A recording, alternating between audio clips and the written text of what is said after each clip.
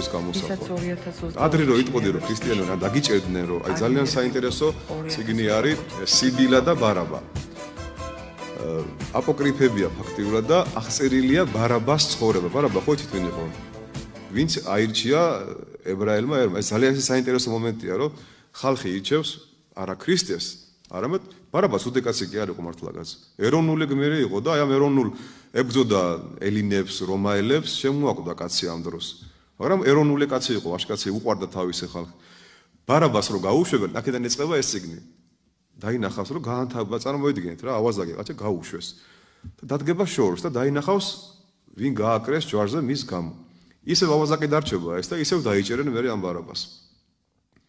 და მოხდება კატაკუმბაში, კატორღაში ერთ სომეხ ქრისტიანთან ერთად, რა საინტერესოა.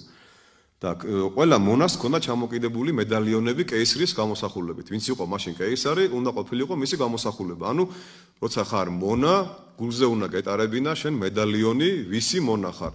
ეს იყო ნერონი, რა ვიცი, ავგუსტუსი და კეისარი.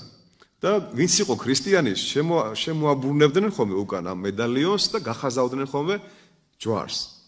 და როგორც კი უპოვნიდნენ ამ გახაზულს, ეთყოდნენ, შენ რა ქრისტიანი ხარ? კოლეზიუმში ახლა ყველა. და ეს ბარაბამ რო დაინახა და გაახსენდა რომ ის კაცი ვიღაცა ჩემს მაგივრად ჯვარს აცვეს, ხო, შენ ვინა ხარო ეუნება სომეხს ქრისტიანი ვარო, რა ასე რომ ჩემი ღმერთიო არის ჯვარცმული ღმერთიო და მე გამოვსახეთ. ამას გახაზა ბარაბამ ესე. ჩვენ რო ვიცით ხოლმე მიბაძვა ხო მეც მოდი მეც დავიყიდებ ჯვარს.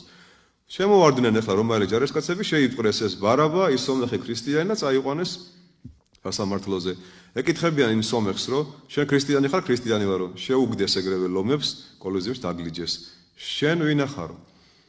მე მინდა რომ ქრისტიანი ვიყო. არა ვარო ქრისტიანიო. კი არ მეშინიაო წამების, მაგრამ არა ვარო, მაგრამ მინდა რომ ვიყო ქრისტიანიო. ანუ შენ რომ ქრისტეს მონა ხარ და მსახური ხარ, გულზე ატარებ აი ამ გამოსახულებას, რომ ყოველთვის გახსოვდეს, რომ შენი ღმერთი არის ჯვარცმული ღმერთი. და იოღოლო დაგცინიან მე რომ თავისიო ღმერთის მოსაკლავი იარაღიო გულით დააგვთო და ქრისტე რო არ ჯვარცმულიყო ჩემო კარგო, ჩვენ ვერ ცხონდებოდით. ჯვარცმა გოლგოთის მსხვერპლი არის ჩვენი გამოხსნის მსხვერპლი. ეს რო გახსოვდეს ყოველთვის და როდის ხდება ჩამოკიდება ჯვრის, აბა გაიხსენეთ, როცა მოინათლება ბავშვი, ამოდის ამბიონიდან, ეს არის მხედარი ქრისტესი და საჭურველი იარაღი გადაეცემა მას უკვე საბრძოლველად დასაცავად ბოროტისაგან. გასაგებია და გადაეცემა სანთელი. რატო ბნელა? არა. ნახეთ როგორ არის ქართულში, რუსულში როგორ არის კრეშენიე. ჯვარცმას უკავშირდება, ხო? ბერძნულში ბაპტიძო, აქედან მოდიან ბაპტისტები. ქართულში როგორ არის ნათლის ზღება.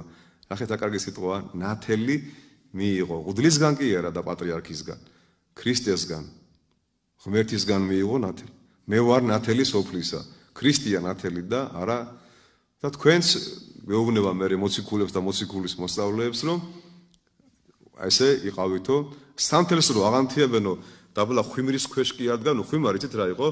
წისქვილში იყო შავი ესეთი ყუთი, რაცა ეყარა დასაფქავი ხორბალი. სიბნელია და დახურებულია გზეთ, აი სკივრი რა ფაქტიურად. რო ანთებენო კი არ დგანო, სასანთლესა ზედა რათა ნათობდესო, რათა ყველამ დაინახოსო.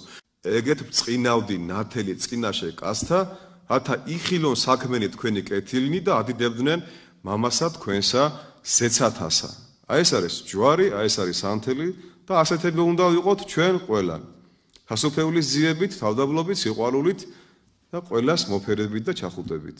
და არა მარტო ქართველების, მარტო გურჯანელების, მარტო კახელების და აი ეს ხო არის ჩვენში ხო?